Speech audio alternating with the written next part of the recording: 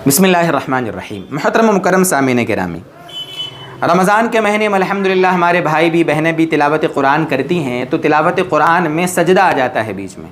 तो जो सजदा तिलावत है, जो सजदा बीच में आ जाता है, उसको करने का क्या तरीक़ा है, आज इंशाअल्लाह सजदे तिलावत का तरीक़ा सही क्या है, उसके कुछ मसाइल भी मोटे मोटे इंशाअल्लाह आपके सामने अर्ज़ करने की कोशिश करता हूँ। सबसे पहली चीज़ तो यह है कि तिलावत कुरान के दौरान जो सजदे आ जाते हैं तो उनको करना ज़रूरी है, वाजिब है। हनफी मसलक के हिसाब से रिवायतों की रोशनी में, रिवायतें हमारी दलील हैं, उनकी रोशनी में इन 14 सजदों को करना, 14 सजदे 9वें पारे से शुरू होता है और 30वें पारे तक जाता है, और जो 17वें पारे में 2 सजदे आते हैं सूरह हज में, उसमें जो आखिरी वाला सजदा है वो हमारे यहाँ वाजिब नहीं है, बाकी जो 14 सजदे हैं उनको करना ज़रूरी है।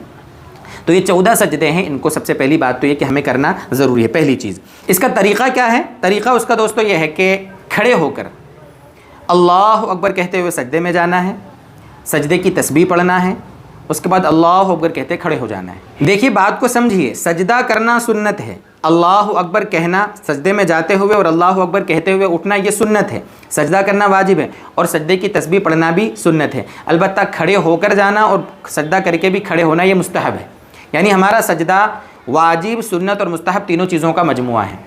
अगर यानी इसका मतलब ये हुआ कि अगर कोई बैठे बैठे सजदा कर ले और वापस वहीं बैठा रहे तो भी सजदा हो जाएगा, लेकिन मुस्तहब ये है कि खड़े होकर जाना चाहिए और फिर सजदा करके उठना चाहिए। अच्छा, अगर किसी को 2-3 सजदे इकट्ठे करना हो तो उसका भी मसला आसान है बड़ा। अल्लाह अकबर कह के आप सजदे में गए, सजदे में आपने 3 मरतबा तस्बीह पढ़ ली सुबहान रब्बियल आला, उसके बाद फिर बैठ गए, फिर सजदे में गए, फिर बैठ गए, फिर सजदे में गए, फिर बैठ गए। इकट्ठे आप 10, 20, 50, 100 जितने चाहे सजदे कर सकते हैं। उसके बाद आखिर में जो सजदा हुआ उसको करके फिर खड़े हो जावें। ये है सही तरीका सजदे तिलावत अदा करने का। अच्छा, सजदे तिलावत अदा करते वक्त तो बावुज़ू होना ज़रूरी है, क़िबले की तरफ मुँह करना, पाक होना, पाकी होना वगैरह वगैरह जो शर्तें हैं ना, वो सब चीज़ें हैं। हाँ, अलबत्ता सजदे तिलावत में सजदा करने के बाद तशहुद पढ़ना या सलाम फेरना ऐसा कुछ भी नहीं है, ठीक है। आप इकट्ठे भी कई सजदे कर सकते हैं, 1-2 सजदे भी कर सकते हैं। मरने से पहले पहले आपको ये सजदे करना ज़रूरी है। तिलावत कुरान करते वक्त जब सजदा आया उसी वक्त करना ज़रूरी नहीं है, कर लो तो बहुत अच्छा है, ताकि ऐसा ना हो कि हम भूल जाएँ।